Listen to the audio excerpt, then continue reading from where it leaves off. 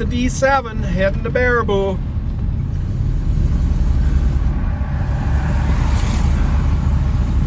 On this trailer, it'll probably be the fastest that thing has ever moved since in its existence.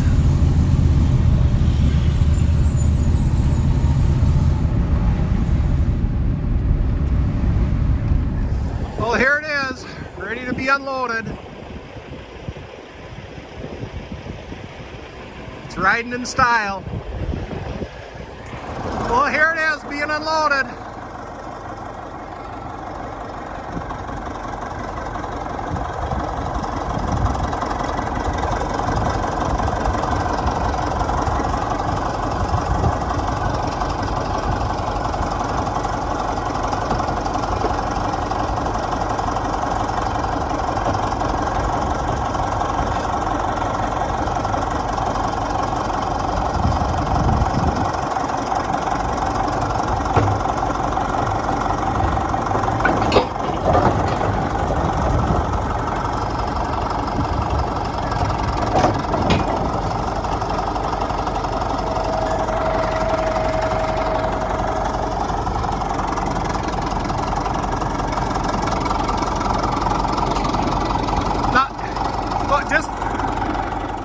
Well, there it is, unloaded at its new home.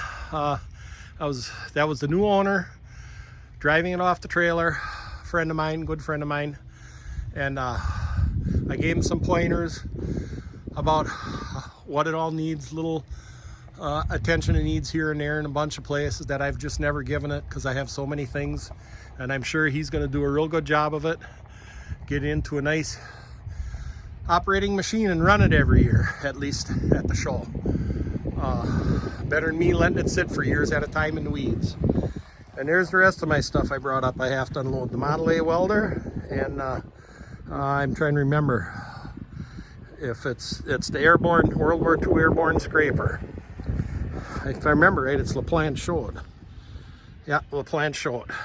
And that's what the blade is on the D7 LaPlante Chaude. So got to keep going to get stuff here.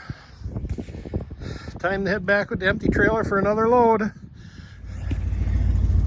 And here's something you don't see at every antique power show.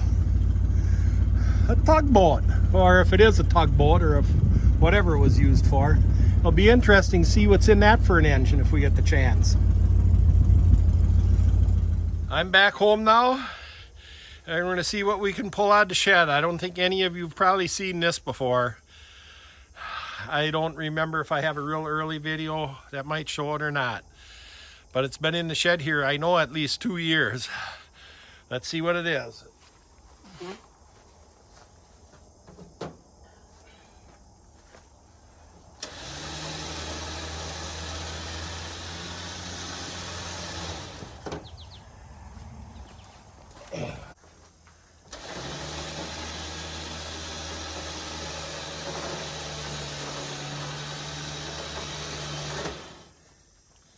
It is a 1928 International. It's what was called the 6-speed special. It has a 3-speed reverse main transmission and a 2-speed rear axle. From what I've read, it was credited for being the first mass-produced truck with a 2-speed rear axle.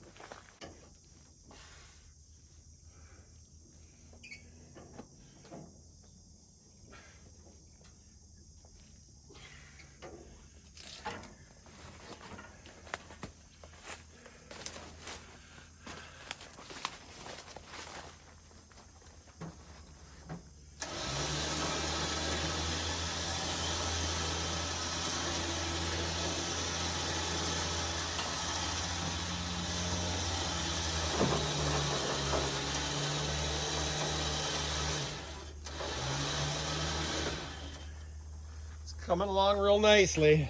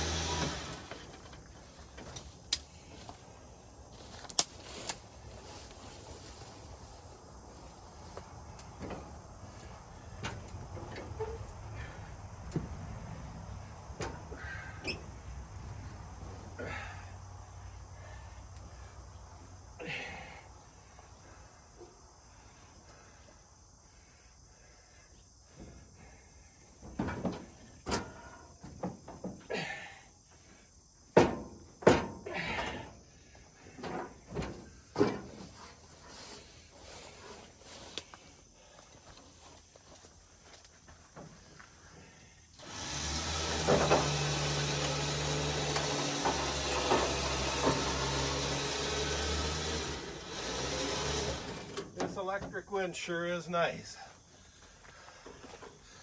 Now we'll move the camera. Well, here it is, all the way out the shed in the light. You can see it has a grain body on it, but I'm going to put that little gravity dump gravel body on the back, which I've had on there a couple years ago when I took it up to Baraboo, but I always put the wood one back on to put it in the shed, so that original wood grain body, well, I mean, it ain't original to the truck, but whoever built it, so it doesn't rot and fall apart, along with the rest of the truck. So I want to show you one other thing in the grain body. And while I'm showing you stuff, you see the cab originally would have went back to here. So they put this body on after the cab fell off, or they took it off. So the body is made longer forward than what it could have been when the cab was on. And it looks as though they just left the board stick out the front, and that's what they sat on when they drove it. And you can see the wood steering wheel had probably disappeared years and years ago. And they welded a tie rod end ball on the end for a spinner for steering. And here's the shift lever for the 2-speed rear axle, which I've never shifted. Let's look inside the body ones, inside the grain box ones. And I'm sure it was used as late as 1956, because you see a 1956 South Dakota plate nailed over a hole in the box to keep it from leaking. So seeing that it's a 56 plate, it was probably at least 57 after the plate was expired. And that's something you'll see in a lot of old granaries and old wood grain bodies. License plates and the round tops from the big coffee cans I've seen nailed over holes. But so we know it was used at least that late. So I think that's going to be it for today. We'll get more tomorrow on this truck when I'm putting well, first I'm going to take the 60 up the Baraboo, and when I get back I want to put the gravel body on here. So I hope you enjoyed it. Thanks again for watching, and we'll see you tomorrow. We're down to 2 days to get ready for the show.